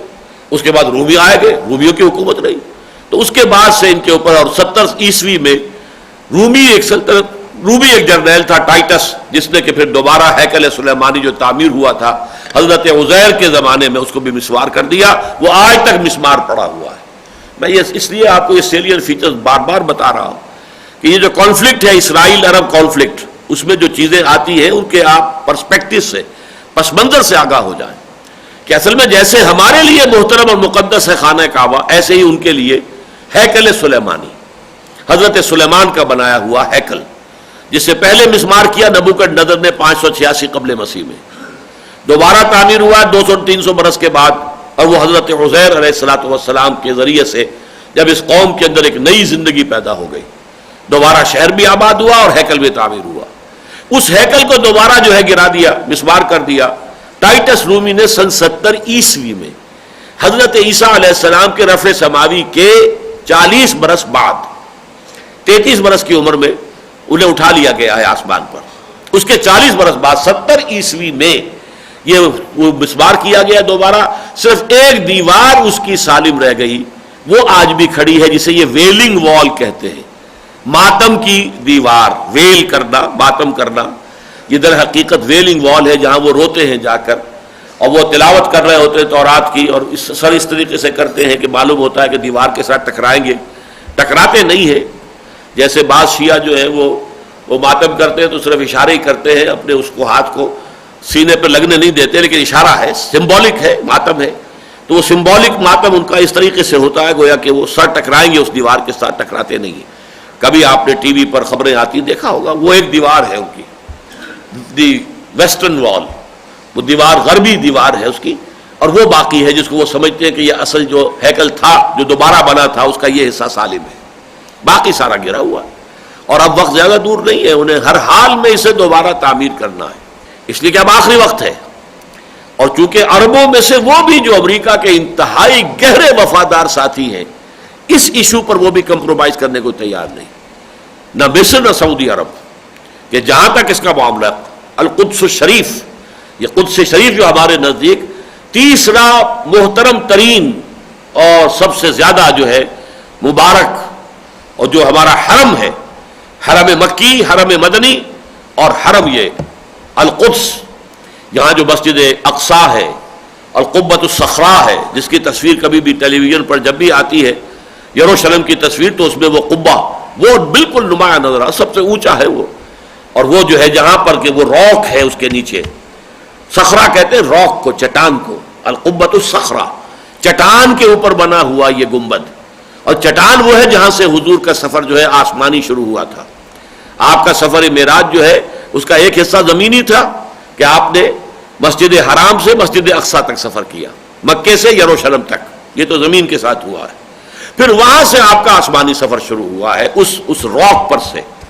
اس راک پر پھر مسلمانوں نے یہ تعمیر کیا ہے, اور اس کے اوپر ایک بہت بڑا گنبد جو ہے وہ نظر آتا ہے, یہ ہے القبۃ الصخرا. یہودیوں کا کہنا یہ ہے کہ انہی کے نیچے ہماری جو اصل جو ٹیمپل تھا جسے نبوکدنضر نے 2500 برس پہلے تباہ کیا تھا, اس کی بنیادیں اب بھی موجود ہیں, اور اسی کے نیچے ہمارا وہ تابوت سکینہ بھی موجود ہے, جس میں تورات بھی موجود ہے, وہ تختیاں بھی موجود ہیں, جس میں کہ احکام عشرہ اللہ تعالیٰ نے جو پتھر کی تختیوں پر کندہ کر کے حضرت موسیٰ کو دیے تھے, اور اس میں عصائے موسیٰ بھی ہے, اس میں وہ من کا جو ہے وہ ایک مرتبان بھی ہے, جس میں کہ وہ جو من و سلوہ دیا گیا تھا کبھی یہودیوں کو غذا کے لیے, ایک مرتبان من کا بھرا ہوا بھی ہے, کچھ اور چیزیں بھی ہیں, تبرکات ہیں, مما ترک آل موسیٰ و آل ہارون, قرآن مجید بھی کہتا ہے سکینہ, تابوت سکینہ وہ کہتے ہیں کہ موجود ہے. اب ظاہر بات ہے کہ جب تک وہ گرائے نہ مسجد اقصی کو اور قبۃ الصخرا کو, ان کا ہیکل دوبارہ تعمیر نہیں ہو سکتا. سارا جھگڑا یہاں ہے. اسرائیل لڑا ہوا ہے کہ اس بیت المقدس پر, یروشلم پر, پورے پر ہماری حاکمیت ہوگی, اور عرب اس پر اڑے ہوئے ہیں, یاسر عرفات اور اب ان کے پیچھے تمام یہ عرب ممالک جو ہیں یہ لائن اپ ہو رہے ہیں, اور رشیا بھی آ گیا ہے, اس نے بھی اس کی تائید کر دی ہے. اب گویا کہ ری الائنمنٹ ہو رہی ہے جو انٹرنیشنل فورسز کی, وہ اس کے گرد ہو رہی ہے کہ پرو اسرائیل کون ہے اور پرو عرب کون ہے. تو ان میں آپ کو معلوم ہے کہ یہ طے شدہ بات ہے اسرائیلیوں کی کہ وہ اس کو کہتے ہیں کہ یہ ہمارا انڈیوائیڈڈ سٹی, ہمارا دارالخلافہ رہے گا. اور اس قدر بڑی غلط حرکت کی کلنٹن نے جب یہ ناکام ہوئے مذاکرات, تو اس پہ اول تو یہ کہ سارا الزام یاسر عرفات پر دھر دیا, ایہود باراک کی بہت تعریف کی, اس لیے کہ وہ ذرا سا ہل کر یہاں تک آ گیا تھا کہ مشرقی یروشلم کے کچھ حصوں پر پارشل ساورنٹی ہم مان لیں گے عربوں کی, یعنی ہوگی ٹوٹل ساورنٹی ہماری پورے یروشلم پر. اچھا, یروشلم کا شہر ایسا ہے کہ اب بھی وہ منقسم ہے, جو مشرقی علاقہ ہے اس کا اسی میں ہے یہ جو حرم شریف ہے, مسجد اقصی ہے, اور وہ اب بھی عرب کوارٹر کہلاتا ہے, اس کے آس پاس بھی زیادہ آبادی عربوں کی ہے. اس کے بعد مغرب کے اندر جو ہے وہ ہے یہودیوں کے اور عیسائیوں کے کوارٹرز ہیں, یعنی ان کے حصے ہیں, ان کے خطے ہیں. تو تقسیم بڑی آسانی سے ہو سکتی ہے. عرب کہہ رہے ہیں کہ آپ نے ملک تقسیم کیا, اسی میں سے ہمیں فلسطینی ریاست آپ دے رہے ہیں, تو بیت المقدس کا بھی یہ حصہ ہمارا ہونا چاہیے, مشرقی حصہ, اور اس میں ہمارا وہ حرم موجود ہے, اس کو ہاتھ مت لگائیں, اس میں ہمارا دارالخلافہ ہوگا, مغربی حصے میں آپ اپنا دارالخلافہ بنا رہے ہیں.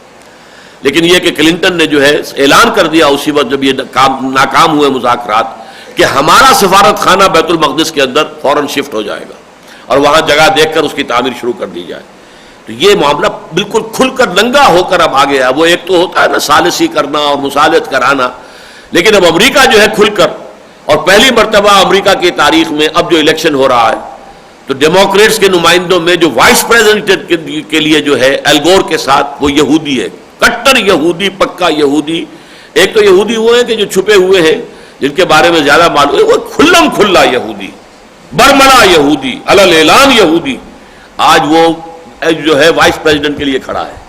اگر یہ کامیاب ہو جاتا ہے جوڑا، اگر کسی وجہ سے حادثہ ہوتا ہے جیسے کہ کینیڈی کو قتل کر دیا گیا تھا، یہی قتل کرا سکتے ہیں ایل گور کو، اور ظاہر بات ہے کہ اس کے بعد پریزیڈنٹ کون ہوگا؟ اگر ایل گور قتل ہو جائے، اسیسینیٹ ہو جائے تو پریزیڈنٹ کون ہوگا؟ پھر وہ یہودی پریزیڈنٹ ہوگا. یہ صورتحال ہے، تاریخ ادھر جا رہی ہے، اور یہ فائنل شو ڈاؤن کی طرف جو ہے آہستہ آہستہ یہ معاملہ بڑھ رہا ہے. بہرحال وہ تو ایک علیحدہ مسئلہ ہے جس کا ذکر سورہ کہف کے شروع میں باسن شدیدن، بہت بڑی جنگ، الملحمۃ العظمیٰ جس کو کہا گیا حدیث میں، آرمگیڈون جسے کہا گیا ہے بائبل میں، بائبل کی جو آخری کتاب ہے دی بک آف ریویلیشن، اس میں کہا گیا آرمگیڈون بہت بڑی جنگ ہوگی. اور اگر آپ ڈکشنری کھول کر دیکھیں تو اس میں لکھا ملے گا آپ کو انگریزی ڈکشنری میں آرمگیڈون کی جنگ کے ساتھ a very big war which will be fought between the forces of good and evil before the end of this world. ایک بہت بڑی جنگ ہونی ہے خیر اور شر کی قوتوں کے مابین اس دنیا کے خاتمے سے قبل. بہرحال یہ پس منظر پورا جو ہے اس کے حوالے سے جو آج ہم نے پڑھا ہے، میں نے چاہا کہ دوبارہ پورا آپ کے سامنے آ جائے. فَأَمَاتَهُ اللَّهُ مِئَةَ عَامٍ، تو اللہ تعالیٰ نے ان پر موت وارد کر دی 100 برس کے لیے. ثُمَّ بَعَثَ، پھر انہیں اٹھایا، زندہ کر دیا. قَالَ كَمْ لَبِثْتَ، پوچھا اللہ نے کتنے عرصے رہے؟ قَالَ لَبِثْتُ يَوْمًا أَوْ بَعْضَ يَوْمٍ، عرض کیا کہ بس ایک دن یا ایک دن کا کچھ حصہ. قَالَ بَلْ لَبِثْتَ مِئَةَ عَامٍ، اللہ نے فرمایا نہیں عزیر، تم یہاں 100 برس رہے ہو. فَانظُرْ إِلَىٰ طَعَامِكَ وَشَرَابِكَ لَمْ يَتَسَنَّهْ، تو اب دیکھو ایک طرف تو تمہارا وہ کھانا اور مشروب جو بھی تھا، آدمی سفر کرتا ہے تو کوئی نہ کوئی توشہ تو اس کے ساتھ ہوتا ہے، تو جو بھی اس وقت ان کے ساتھ تھا کھانا اور کوئی پینے کے لیے مشروب، دیکھ لو اس کے اندر کہیں بساند پیدا نہیں ہوئی، اس کے اندر وہ کوئی بو پیدا نہیں ہوئی، وہ سڑا نہیں ہے، بسا نہیں ہے. لم یتسنہ.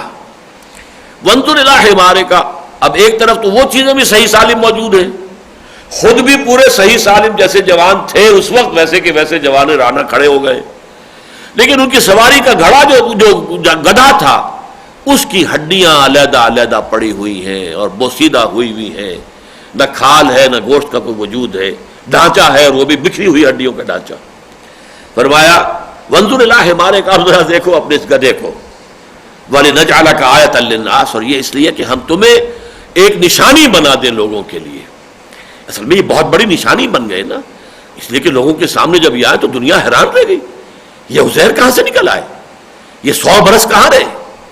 پھر چونکہ وہ حافظ تھے اور سب کو معلوم تھا کہ عزیر ہمارے حافظ تھے، اب ان کا آ جانا منظر عام پر تو گویا کہ تورات انہوں نے جیسے بھی اپنے حافظ سے مرتب کروائی، انہی کے ذریعے سے ایک نشأت ثانیہ حاصل ہوئی، انہی کی دعوت تجدید و اصلاح کے نتیجے میں دوبارہ دینی روح اور روحانی جو ہے ایک جذبہ بیدار ہوا یہود کے اندر، جس سے کہ وہ مملکت مکابی جو ہے اس کی بنیاد پڑی.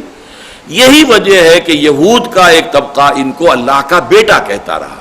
یہ جو قرآن میں آتا ہے قالت الیہود عزیر ابن اللہ وقالت النصارى المسیح ابن اللہ، تو یہ عقیدہ ان کے سارے یہودیوں کا نہیں ہے، لیکن یہود کا ایک طبقہ ان کو بھی ان کی اسی عظمت کی وجہ سے کہ ان کی نشأت ثانیہ دوبارہ دنیا میں عزت اور ثروت اور اپنی جو دنیا میں اقتدار انہیں حاصل ہوا ہے، سلطنت اور سطوت، تو وہ ان کے ذریعے سے ہوا، اس لیے وہ خدا کا بیٹا.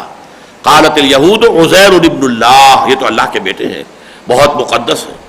تو اب دیکھو ہے عزیر، وانظر الی حمارک، اپنے گدھے کو، وَلِنَجْعَلَكَ آیَةً لِلنَّاسِ، اور یہ تو اس لیے سب ہم نے کیا کہ تمہیں دنیا والوں کے لیے، لوگوں کے لیے ایک نشانی بنا دیں.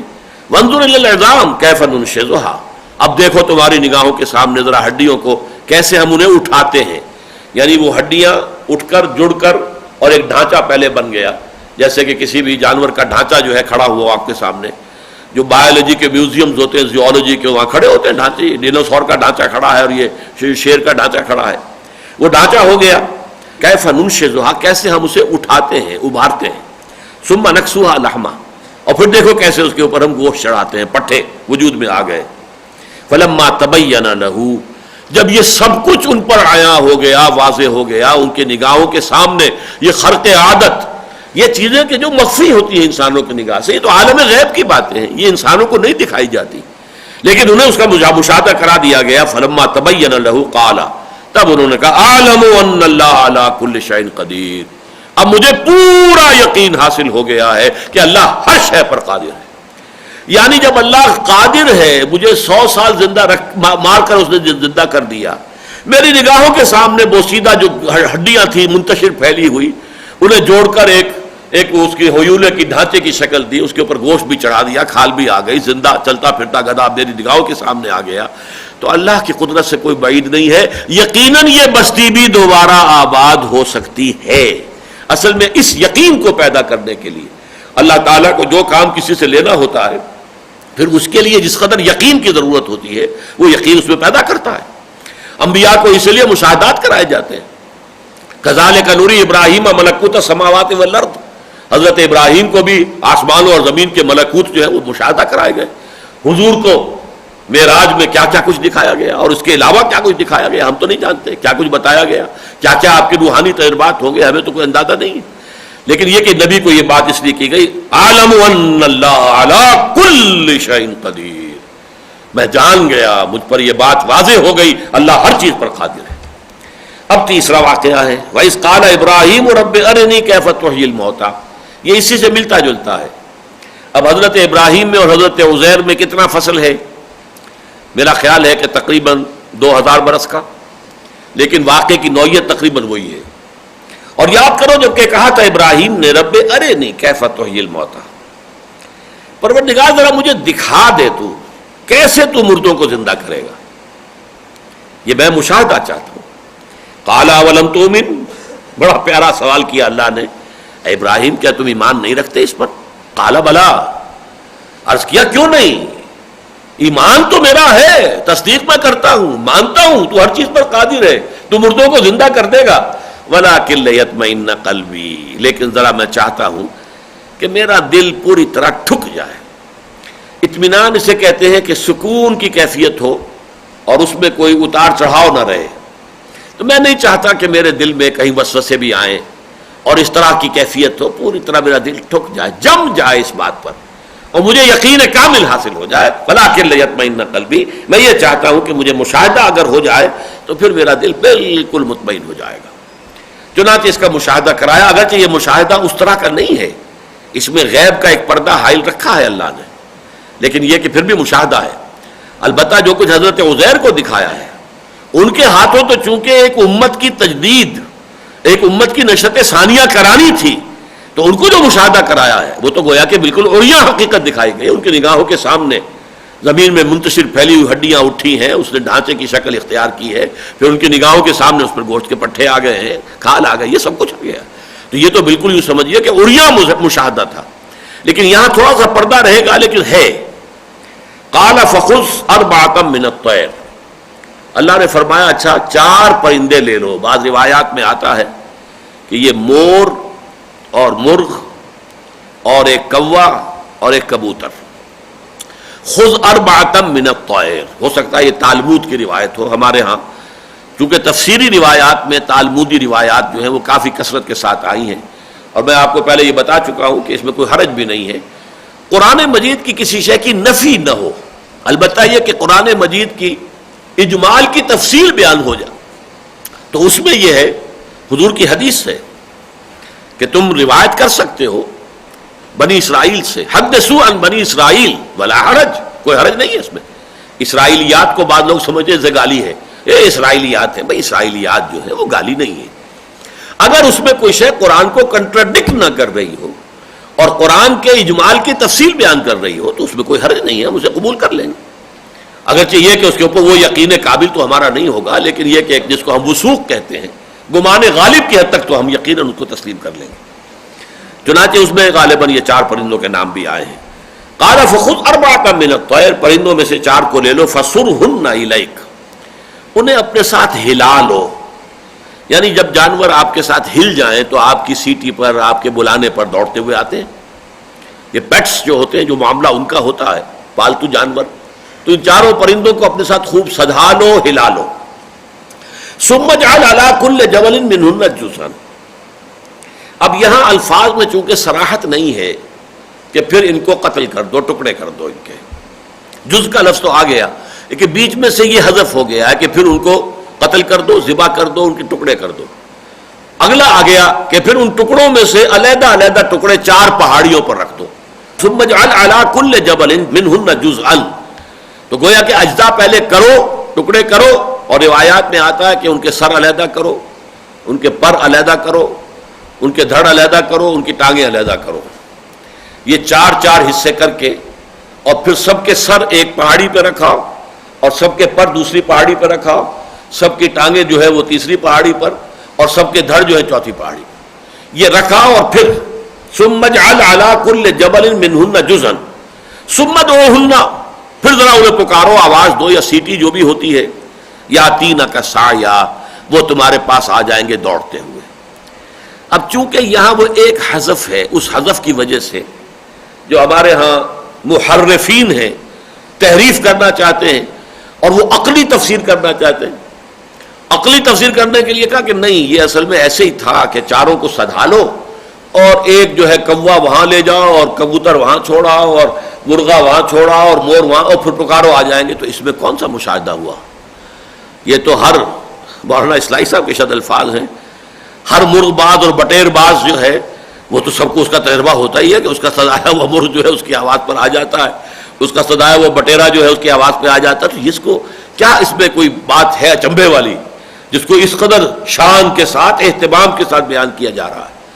یہ اصل میں ایک غلط ٹینڈنسی ہے، اور اس کا علاج وہی ہے جو میں نے عرض کیا کہ یہ جو چیزیں ہیں کہ اللہ تعالیٰ کی قدرت کاملہ کے مظاہر جس طریقے سے پہلے عریاں دکھائے جاتے تھے، اب وہ سلسلہ بند کر دیا گیا ہے. جب سے انسان عقلی طور پر بالغ ہو گیا ہے، اب یہ کہ عقل سے سمجھو بات. افلا تعقلون، افلا یعقلون، تو کیا یہ عقل سے کام نہیں لیتے؟ کیسے آتا ہے کہ ہم نے عقل سے کام نہیں لیا؟ اس لیے آج ہم اس جہنم کے اندر پڑے ہوئے. او کننا ناقلو لو کننا نسمع او ناقلو ما کننا فی اصحاب السعیر. اگر ہم نے سنا ہوتا نبیوں کی باتوں کو اور ان پر غور کیا ہوتا، عقل سے کام لیا ہوتا، تو ہم کبھی بھی جہنم کے اندر نہ آئے ہوتے. تو در حقیقت جب وہ دور آ گیا تو یہ چیزیں اب نہیں دکھائی جاتی، نہ دکھائی گئی حضور کے زمانے میں. خرق عادت ہوئے ہیں. تھوڑا سا کھانا جو ہے وہ بہت سے لوگوں کو کفایت کر گیا. پانی جو چشمہ جو ہے بمشکل تھوڑا تھوڑا سا پانی آ رہا ہے. حضور نے اپنا چہرہ مبارک، اپنے ہاتھ دھوئے اور وہ پانی واپس اسی میں ڈال دیا. اس کے بعد سے وہ چشمہ جو ہے اتنا پانی اس کے اندر آیا ہے. یہ غزوہ تبوک کے موقع پر ہوا. تو یہ جس کو کہ ہم کرامات کہتے ہیں، اولیاء کی کرامات، ایسے ہی یہ کرامات انبیاء جو ہے. معجزہ ان کو اس لیے نہیں کہیں گے کہ معجزہ ہے، اس کے معنی عاجز کرنے والی شے، ہرا دینے والی شے. جبکہ کسی شے کو دعوے کے ساتھ پیش کیا جائے کہ یہ ثبوت ہے میری رسالت کا، آؤ تم اس کا انکار کرتے ہو تو مقابلہ کر کے دیکھ، وہ معجزہ ہوتا ہے. وہ معجزہ حضور کا صرف قرآن ہے. ان کنتم فی ریب مما نزلنا علی عبدنا فاتوا بسورۃ من مثلہ. یہ ہے چیلنج جو قرآن نے دیا. لہذا اصل معجزہ حضور کا صرف قرآن ہے. البتہ کرامات اولیاء کی طرح اور اس سے کئی گنا بہت زیادہ بڑی کرامات محمد رسول اللہ کی ہیں، انہیں بھی بہت سے علماء نے معجزات میں شامل کر لیا، اس لیے کہ خرق عادت ہے اس میں.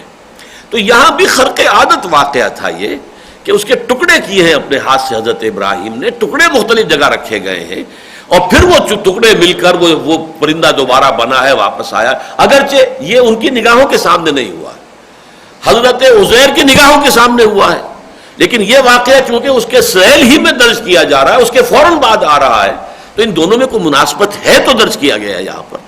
لہذا اس طرح کی ریشنلزم جو ہے، عقلیت پرستی یا عقلیت گزیدگی، جیسے مار گزیدہ ہوتا ہے جسے کہ سانپ نے ڈس لیا ہو، مار گزیدہ. تو عقلیت گزیدہ وہ لوگ ہوتے ہیں جنہیں یہ ریشنلزم ڈس لے اور اس کا زہر جو ہے ان کو سرایت کر جائے، اور اس کی وجہ سے پھر وہ تعویلیں کریں کہ یہ اصل میں حضرت موسیٰ کے عصا سے جو سمندر پھٹ گیا تھا، پھٹ نہیں گیا تھا، یہ مد و جزر کی بات تھی. سمندر جو ہے جزر پر تھا تو حضرت موسیٰ اپنی قوم کو لے کر نکل گئے، اور جب فرعون آیا وہ آ گیا مد پر. اب مد ایک دم تو اتنا نہیں ہوا کرتا، تھوڑا تھوڑا کر کے بڑھتا ہے. کیا اسے اندھے کو نظر نہیں آ رہا تھا فرعون کو کہ اب یہ مد پر آ رہا ہے، میں چل جاؤں یا نہ جاؤں، اس میں داخل ہو کے رہوں؟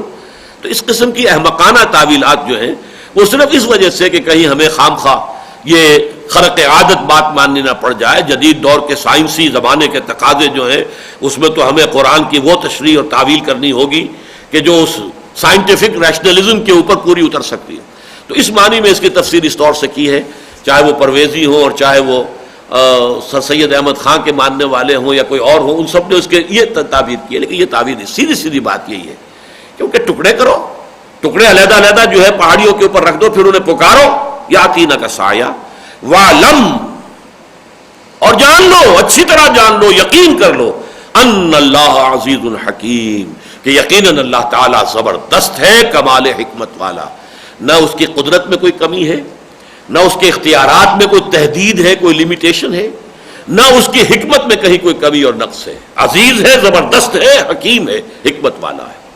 تو یہ ہے تین جو واقعات کے اعتبار سے یہ اس سورہ مبارکہ کا 35واں رکوع آج یہاں ختم ہوا۔ اب جو مضمون میں نے آپ کو بتایا تھا، جیسے پورے 2 رکوع آئے تھے قتال فی سبیل اللہ کے ضمن میں، لیکن سابقہ امت کی تاریخ سے طالوت اور جالوت کی جنگ، اس کے حوالے سے پورے 2 رکوع آئے تھے۔ اب 2 رکوع آ رہے ہیں انفاق فی سبیل اللہ کے حوالے سے، پورے 2 رکوع۔ تو گویا کہ اب وہ جو جہاد فی سبیل اللہ کا ایک حصہ تو ہے قتال فی سبیل اللہ، ایک ہے انفاق فی سبیل اللہ، اس انفاق فی سبیل اللہ کے بارے میں 2 رکوع جو ہے انشاءاللہ ہم پڑھیں گے۔ بارک اللہ لی ولکم فی القرآن العظیم ونفعنی وإیاکم بالآیات والذکر الحکیم۔